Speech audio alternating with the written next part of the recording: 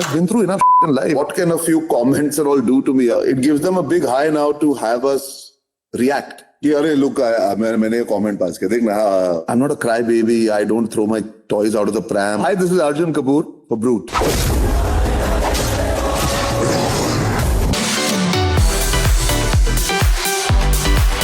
But I realized there's a misconception that got created about me, that I'm very, very grumpy, which I'm not. I have droopy eyes and a deadpan face, and I have sarcasm oozing out of me. So what tends to happen is sarcasm is normally very misunderstood because people rely a lot on expression. Sarcasm is not a very desi thing, if you see. The biggest misconception is that I'm intimidating. I'm not. I'm just a tall, big-built guy. I can't really cut my arms off now, can I? So, yeah, the smile helps, I think. I just make sure I make that 5% extra effort that goes a long way in disarming people and calming them down.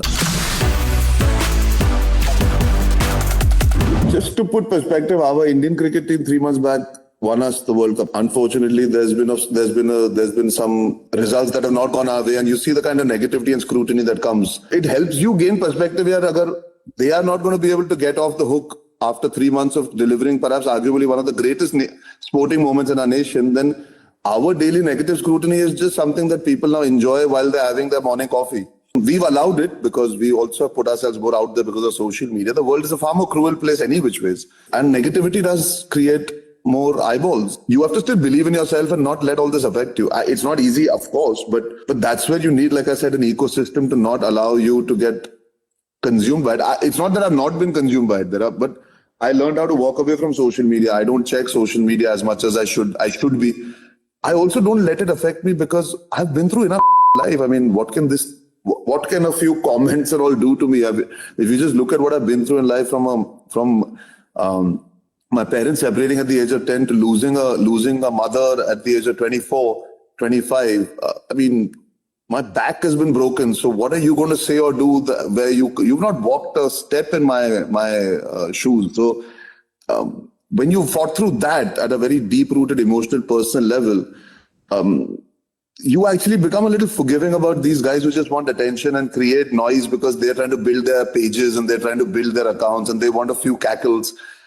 It gives them a big high now to have us react. Hey, look, मैंने ये comment pass किया देख ना. But they don't realize that's a reflection of them.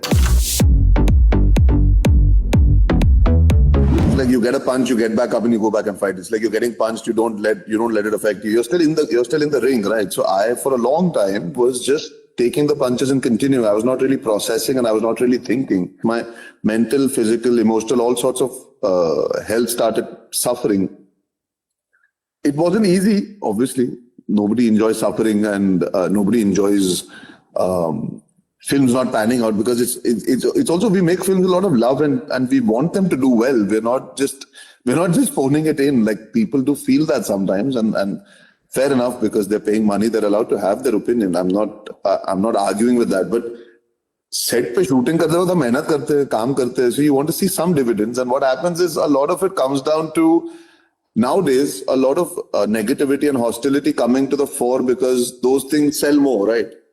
You need to understand who the real critics are, who the real people are that are trying to indicate to you, listen, you need to do better work or you need to work on yourself, versus people who are just screaming and shouting to get your attention and create and fester negativity. Instead of taking the punches and still standing, I said, okay, I'm just going to take a step back. I'm going to just process this. I'm going to just make sure that I'm aware. And I think it's very important when you're going through this in life, you don't need to isolate yourself. You need to be aware, but you need to also speak about it. And you need to try and figure it out. You have people around you. I did therapy. I still do. And that's not to say that this was the only reason. I think it regulated me in dealing with a lot of things. Even success today, I will be able to deal with better. I'm quite honest and open and vulnerable about most things, so people know quite a lot that I've been through or I'm going through. I think I'm a fighter. I've never given up, and that's a quality that sometimes doesn't come through as an actor because I'm private. There's a lot of perception that I have not created but gets created around the fact that I hail from this industry. I think I'm very, very proud of the fact that I've been able to stand on my 2 feet, make my career, not relied on anyone else to stand up on my own feet and do my own thing. I've lived my successes humbly and I've lived my failures humbly as well. I think it gets a bit lost sometimes with being known as somebody who's, like I said, part of this industry from his childhood. But if you contextualize it, when I made my debut, nobody knew me even one day before my trailer came out. I wasn't something that was splashed around the media as some hyped up star kid making their debut.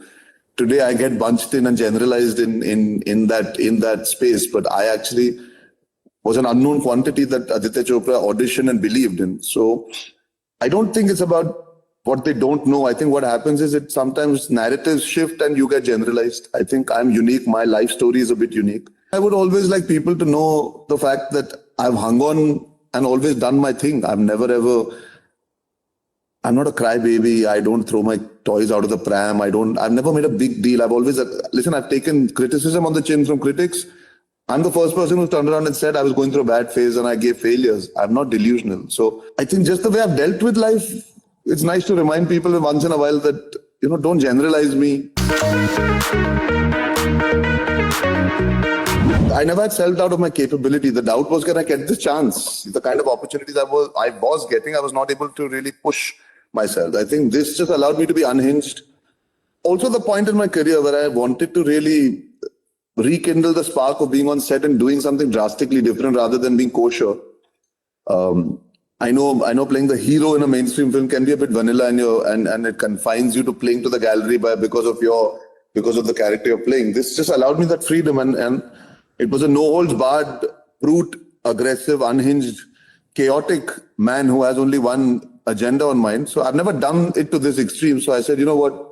If I have to, I might as well do it in one of the biggest franchises our country's ever produced and see what comes out of it. So yeah, it turned out to be a good risk. It definitely was a risk. I could have really messed it up, but I didn't. From the audience reaction, it seems like they have really enjoyed me as this unhinged character called Danger Lanka. So I'm happy about that.